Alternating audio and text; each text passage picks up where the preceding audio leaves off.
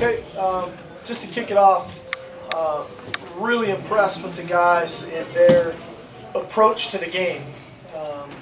We took a little bit of a just different approach by giving them a few days off, almost a week off, coming out of the game in Pullman. And I think a real credit to these guys, especially the leaders, coming back ready to work when we came back Saturday. And I thought their energy was fantastic throughout the week, the preparation, and it showed tonight. We played a really good football game. Again, I thought defensively to hold that offense to whatever it was, that number of plays was a fantastic effort. I thought we really felt like coming in, the passing game was going to be the strength to the game, and it showed up. Nelson was just a fantastic ball game. Cody was really efficient again. All in all, it's a really good win in November. And sometimes they're not always going to be as pretty as you like, but it's a good win to get. We're 2-0 in November. Obviously, we've stated all along the goal is to be 4-0 in November and see what happens. And we're on track to do that still. Coach, it's almost human nature when you're up 31-2 to relax. Did you feel that happened at all? I really don't feel that from our guys. I didn't feel that. Early in the year, maybe we could have been that way. I didn't feel that from our guys. Cal's a good football team. We knew it all along. Their offense at some point would start clicking. We wanted to continue to remain aggressive offensively. I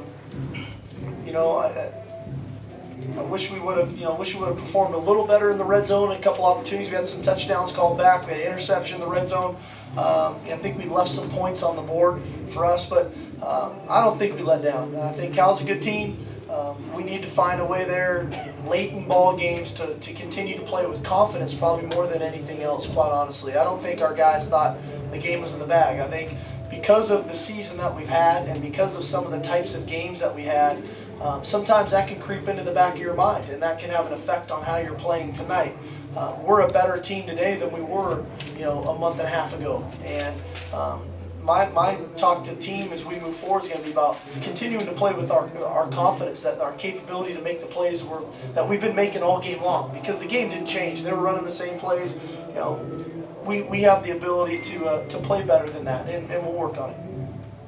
Sark, the penalties were obviously a huge issue tonight. Did you notice anything, or how I'm going to refrain from getting a fine.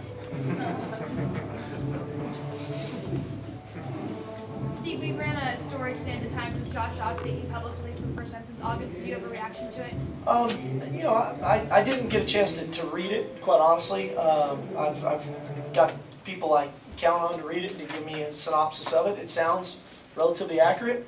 We'll see where it goes from here. There's really nothing new for me right now. It hasn't reached my desk. It hasn't reached Pat's desk. So we'll see where it goes from here. Hey Steve, is there a chance he comes back, or is that not even in your hands at this point? I can't really answer it because I don't know yet. Until if it ever would get to my desk, then I make a decision. But until that happens, we'll just be here to continue to support Josh as best we can. In every aspect that we can up until now, and then if it gets to that point, we'll make a decision. Nelson, sometimes athletes say that they get into a zone in a game. Did you feel like you were in a zone tonight? I think my job was to try my best to get open, and Coach called great plays, and Cody gave me opportunities. Steve, you've coached a lot of great receivers over the time, and also did something that no one has ever done before: 200 yards receiving, back-to-back game. Your thoughts on the player that he's? I'll credit Nelson on this, and I know I say this a lot, but I'm a big believer in when you practice really well and you prepare yourself in practice and you practice hard, the results show up on game day. And this guy practices his tail off every time we go out. After the Washington State game, is a great game. The next day we're in there, he's the first guy on the field. We don't have practice, and he's on the jugs machine catching balls. So I think work ethic pays off. Hard work pays off. Somebody sent me a saying last night, actually my wife did, that it's not good things that come to those who wait, it's good things that come to those who work their asses off. That's what this guy does, and it pays off. He had, I think, an 80-yard touchdown called back too tonight, so it pays off. Hayes, you're getting ready to play UCLA for the last time in your career. What's going through your mind?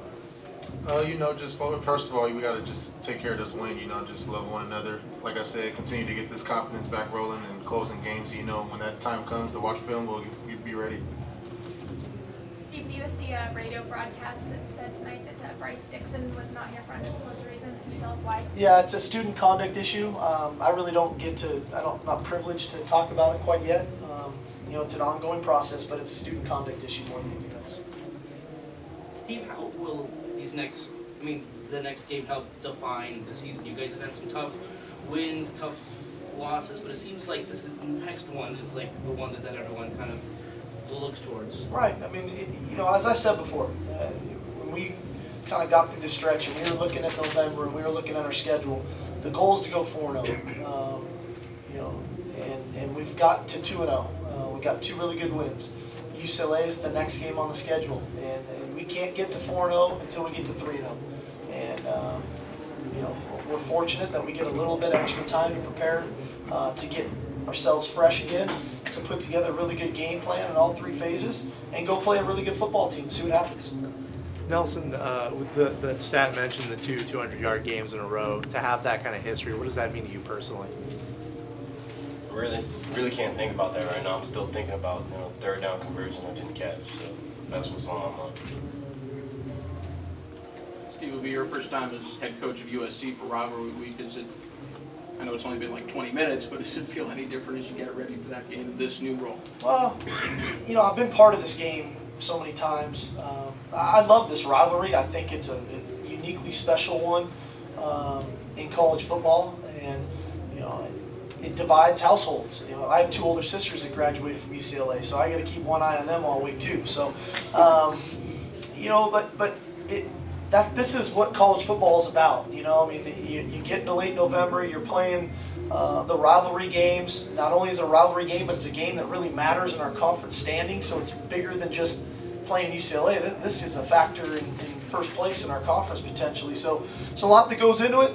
And I think one of the things you can do is you can go 2 ways. One, you can get caught up in all that, and then you don't go out and perform and execute really well. Or you recognize that it's a great game, it's a great opportunity, and you leave it over here and you go to work. And you prepare yourself mentally, physically, emotionally until you get to Saturday. And the emotions will be the emotions, but you've prepared really well for that game. And so that's where our focus will be on. You've maintained that you want to be a run-first team, but the way you've been throwing the ball for the past month, do you have to kind of reconsider that? Well, as I've said before, every game is different. Every game takes on its own personality. And you have a game plan that you go into that you believe in, where your strengths are with the matchups for the team you're playing, for the schemes for the team you're playing. And we've just felt like the last few games that's been a real positive for us. It's been a strength of ours, and we've tried to take advantage of it. I think we've done a pretty good job of it. Cody's playing at a very high level. The wideouts are playing at a high level. I'd like us to run the ball better, quite honestly. So we got to get better at it. We have to. Just because it's the middle of November doesn't mean you can't improve. And so that'll be a big focus of ours moving forward here early in this next week. Is reestablishing ourselves on the ground and where our strengths are and where are some of the weaknesses that we need to improve upon to get better. What do you think you've been sidetracked in that regard, in running the ball? Hard to say exactly. I feel like we've been okay at the point of attack, quite honestly. We haven't allowed our runners many opportunities to get to the second level. So we have to evaluate scheme first. We have to evaluate our techniques, our fundamentals to make sure those are sound. And then ultimately, are we defeating the man across from us? Because when it comes to running the football, you get single blocks ultimately at some point, and you have to make that block, and then the runner at some point has to make that run. So we'll look at all that stuff, and we'll find the best thing that suits us so that we can be successful running the football, because that's what really good teams do, is they find that balance, they have the ability to run. Go ahead, Mike. You can go ahead. Yeah, I just want to know what your feelings were when Darius secured the onside kick, especially after the Arizona game, where they got. We won. It's always great to win, man. It's 2-0 November. See you guys.